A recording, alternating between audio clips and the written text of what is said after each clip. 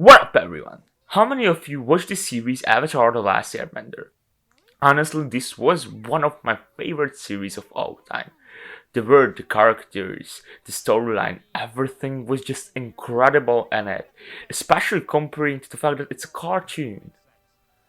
And today's video will be about 10 amazing quotes from the series itself, which actually teaches about life.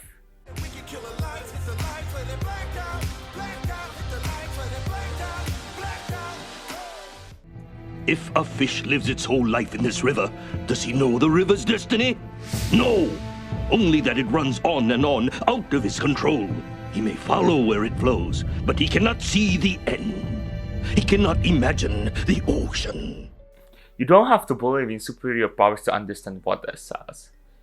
Because most of you probably experienced situations when, even though you couldn't process what happened, life still went on. Honestly, us humans tend to believe we are in control of every single thing that happen to us, and we can do whatever we want.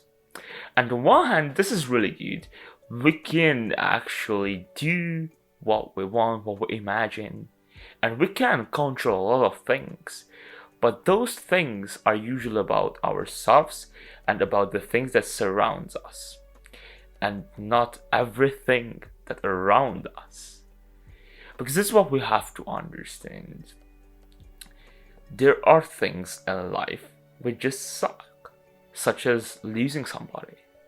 And actually you can get further thoughts on that one in our previous video, which was about a book titled The Subtle Art of Not Giving a Fuck. Now, let's get back to this quote. So yeah, we kind of follow a path. And we can form that path, we can follow that path. But one thing for sure, we cannot control the barriers that will come in our way. And you know guys, just don't forget, you don't know what the ocean like until you're not there. I wanted to do it. I wanted to take out all my anger at him, but I couldn't. I don't know if it's because I'm too weak to do it, or if it's because I'm strong enough not to. Katara wants to take revenge on her mother's murderer, and when she and Zuko gets back to the team, she says this. And honestly, this is something that most of us can relate to. Because in a couple of bad situations, we have a couple of ways to solve it.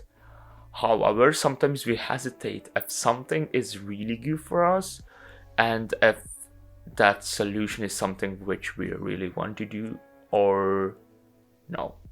Because maybe we just haven't found another way yet. Katara finds another way, and actually she does not take revenge. And honestly, she is strong enough to do that. When this question pops in our mind, nearly all the time we are strong enough not to do something, as contradicting to your own self, to your own decision, is one of the biggest fight that is possible in your mind. And if you can win that, you only can be strong.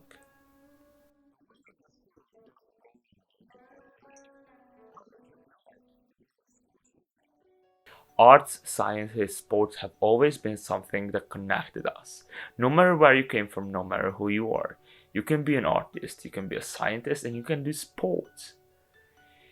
And even though you don't speak a particular language, that does not divide people, because the language of arts is a lot more important than that. And that's what Beyond All tries to tell us.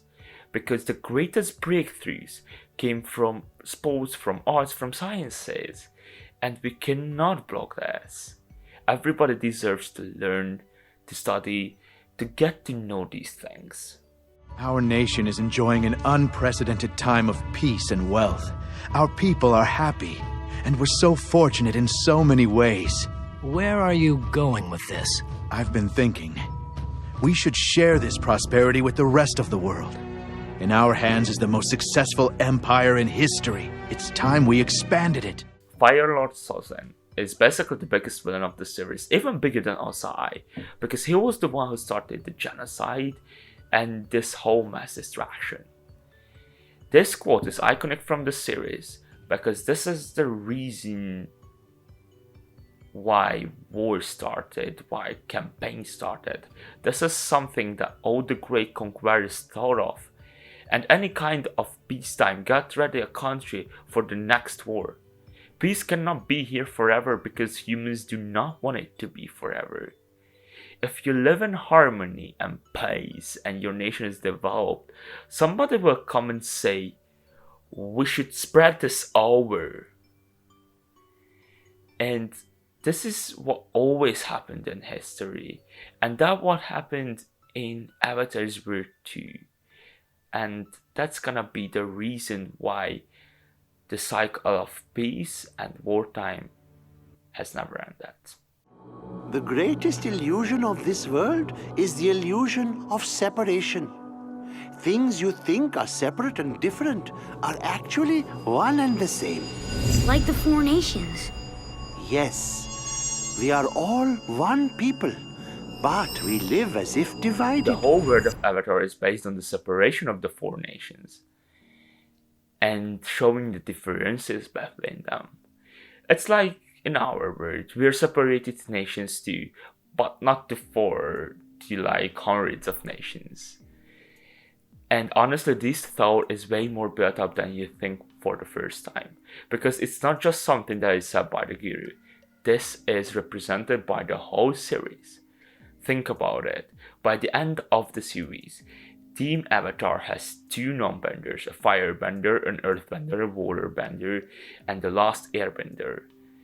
It shows how different they are and how different backgrounds they have, but as well how many similarities they have and how perfectly they can work together as a team and as friends.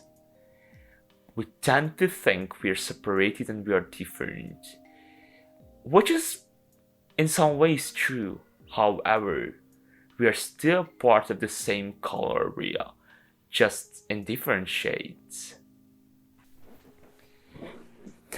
And this was all for today, guys. I know it was only the first half of the video, but I decided to separate it into 2 videos because it would have been too long.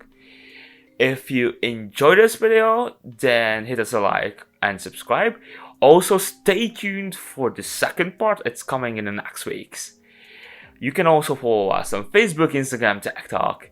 And as usual, see ya after the blackout.